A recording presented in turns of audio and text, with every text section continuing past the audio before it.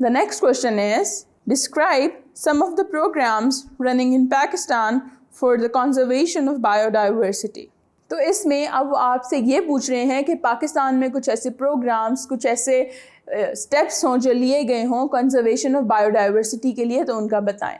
तो इसका बड़ा क्लियर कट आंसर आपकी बुक में प्रेजेंट है। पेज नंबर 44 पे एक हेडिंग है 3.6.3, that is steps for the conservation of biodiversity.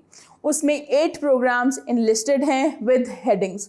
आपने सीधा सीधा वो 8 की 8 हेडिंग्स लिखनी है, उनकी सारी डिटेल्स मेंशन करनी है, and that would be all. और अगर आप एक्चुअली इन प्रोग्राम्स के बारे में थोड़ा सा और फर्दर जानना चाहते हैं तो you can watch my videos of chapter 3 at tutorial.pk। तो यहाँ पे आपके बुक के जो लॉन्ग क्वेश्चंस हैं वो ख़त्म हो जाते हैं। I hope now you know the answer for each and every question.